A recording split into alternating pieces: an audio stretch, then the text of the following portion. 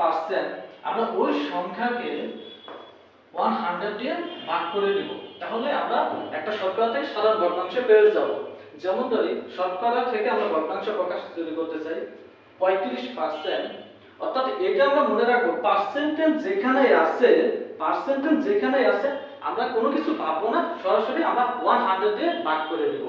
যেমন 35% আছে, সেটাকে আমরা করব এই 35 নিচে হলো 100, এখানে কাটাকাটি যায় 5 টার কাটলে এই ক্ষেত্রে হয় 5 টাকা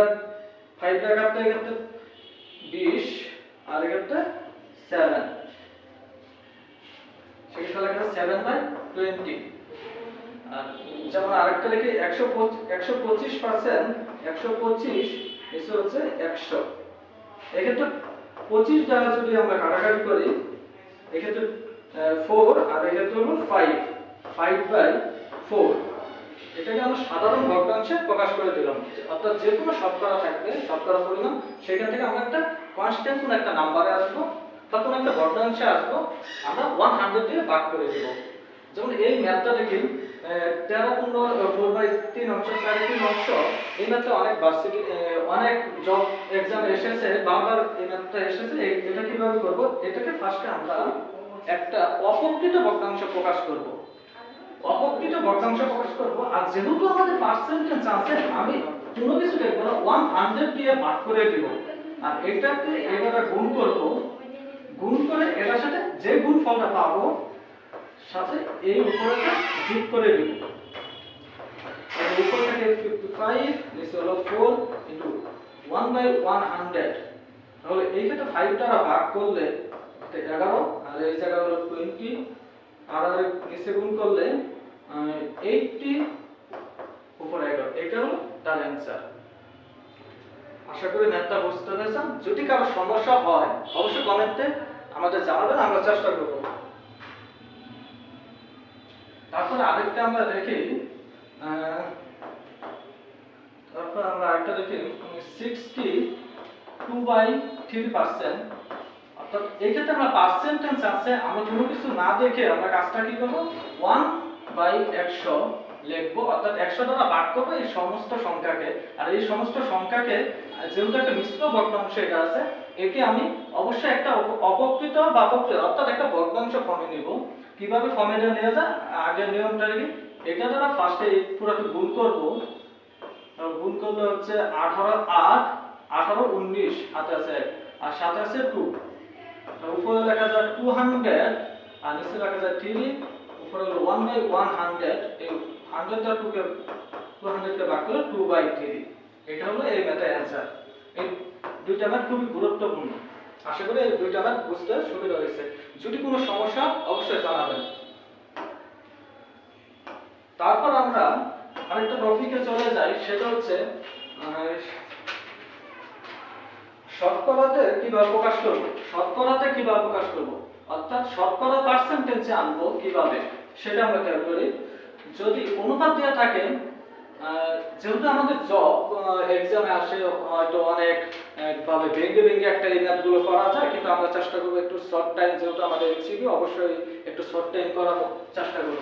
যেমন একটা ম্যাথ আছে x=y, এরকম একটা ম্যাথ আছে, একে বলছে তুমি শতকরাতে প্রকাশ করো।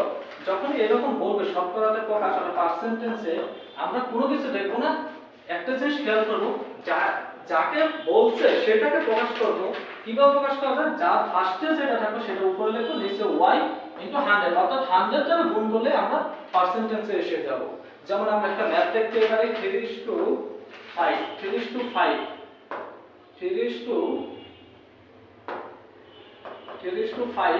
এটাকে যদি আমরা পার্সেন্টেজে আকারে লিখতে চাই, তাহলে উপরে 3 নিচে 5, আর অবশ্যই আমরা যেহেতু পার্সেন্টেজে যাব 100 দ্বারা গুণ করব। আর পার্সেন্টেজ থাকলে আমরা ভগ্নাংশে যাব, পার্সেন্টেজ সরানোর জন্য আমরা 1/100 দ্বারা ভাগ করে দেব, অর্থাৎ ভাগ করে দেব। তাহলে এটা ভাগ করলে 5 দ্বারা ভাগ করলে 20, গুণ করলে 60, এটাই হলো আমাদের অ্যানসার, অর্থাৎ পার্সেন্টেজ।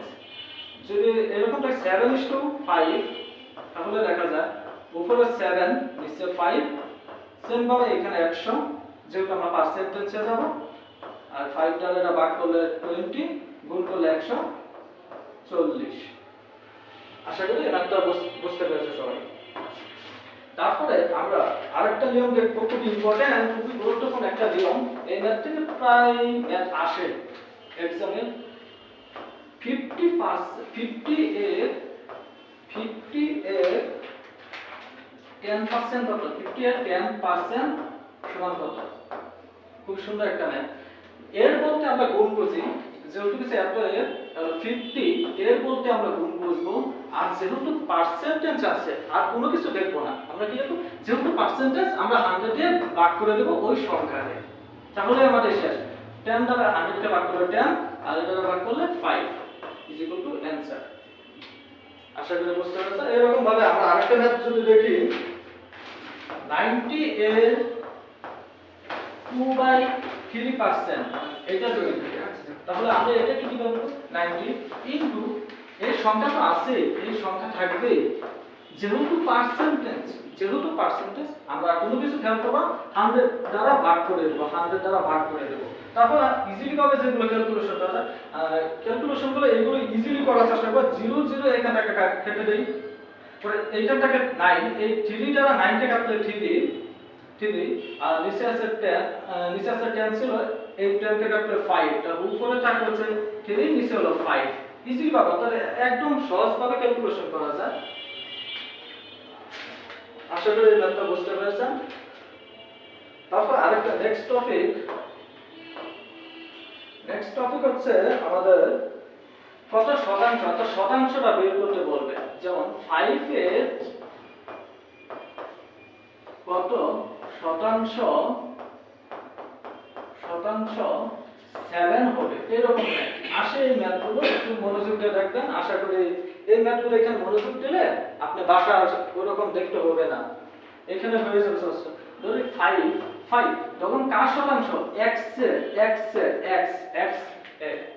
মানে x এর পরিমাণটা 7 হবে, তাহলে x এই যে 5 এর x% ইজ ইকুয়াল টু 7, তাহলে 5 আর এর থেকে ইনটু আর x যেহেতু আছে কোনো কিছু সাথে আর পার্সেন্টেজ আছে, 100 দ্বারা ভাগ হয়ে যাবে ইজ ইকুয়াল টু x 7, তাহলে 5 দ্বারা এখানে ভাগ করলে হয়ে যাচ্ছে 20, আর এর গুণ করলে আমরা পাই 140।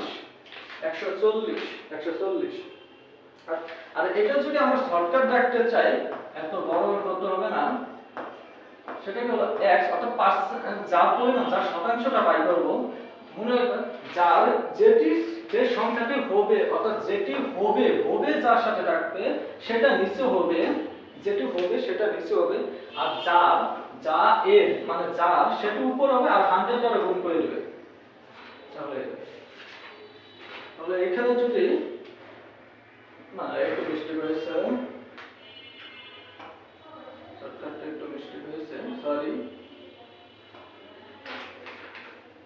যেটি হবে এবং এটা রাইট হ্যান্ড, অর্থাৎ রাইট হ্যান্ডে যদি এবার করেন এবার করতে পারবেন, রিটার্ন এর যদি করতেছেন না সরকার, অর্থাৎ এমসিকিউতে আমি তো এত সময় পাবো না, তার জন্য আমাকে দেখতে হবে কিভাবে করলে আমার ম্যাথটা সমাধান হবে। অর্থাৎ যেটি চাবে সেটা উপরে, যেটি হবে, আর যেটা যার চাবে সেটা নিচে 100 দ্বারা ভাগ, এই ক্ষেত্রে 20, এই ক্ষেত্রে গুণ করে দিতে হবে 140। এই শর্টকাট গুলো মনে রাখতে হবে, তাহলে অনেক বড় অঙ্ক আমরা সহজে করতে পারবো। তারপর আরেকটা টপিক আমরা দেখি, খুবই গুরুত্বপূর্ণ। আচ্ছা, ওই টপিকে আরেকটা ম্যাথ দেখি, 25 এর কত শতাংশ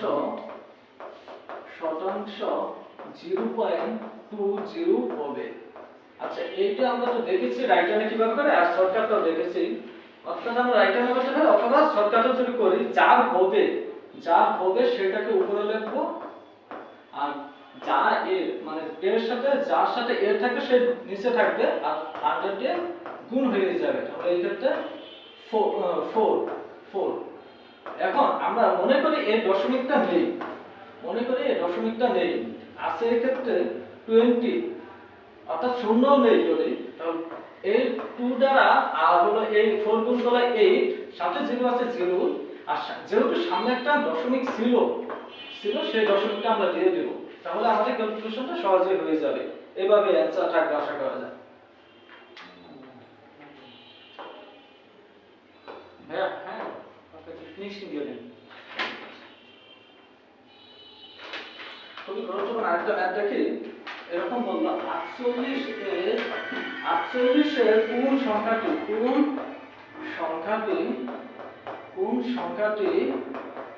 এই কোন সংখ্যাটি 80% হবে, 80% হবে। অর্থাৎ যেহেতু বলছে 80% হবে, যার ধরি x সংখ্যাটি 80% হবে, x সংখ্যাটি তাহলে x এর 80% is equal to 48 তাহলে এই ক্ষেত্রে লেখা যায় x ইনটু, যেহেতু পার্সেন্টেজ আছে আমরা 80 কে 100 দ্বারা ভাগ করে দেব, 48 এই শূন্য আর শূন্য কাটা যায়, এই 8 দ্বারা এই 48 কে ভাগ করলে 6 থাকে, 6 এর সাথে এই 10 গুণ করলে আমরা ইজিলি ভাবে লিখতে পারি 60।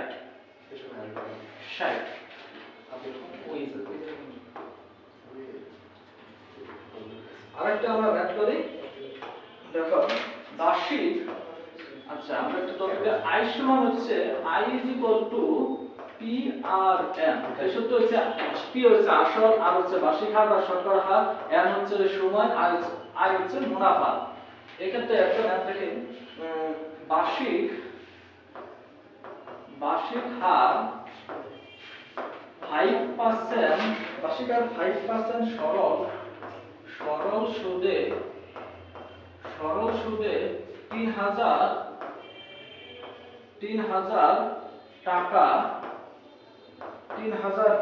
কত বছরে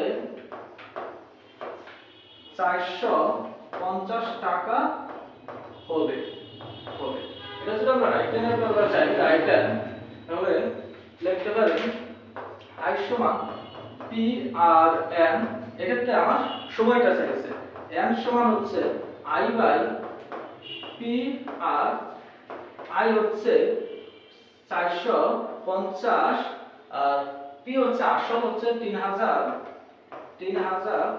আর হার হচ্ছে 5%, যেহেতু পার্সেন্ট আছে আমরা 100 দ্বারা ভাগ করে দেব। তাহলে এই ক্ষেত্রে দেখা যাবে এটা শূন্য একটা 2টা কাটা যায়, উপরে একটা আছে একটা কাটা যায়, এই 5 আছে এখানে কাটা যায় 9 3 দ্বারা কাটলে হলো 3 বছর। আশা করি এই ম্যাথগুলো বুঝতে পেরেছেন ভাই। আর না ঠিক আছে।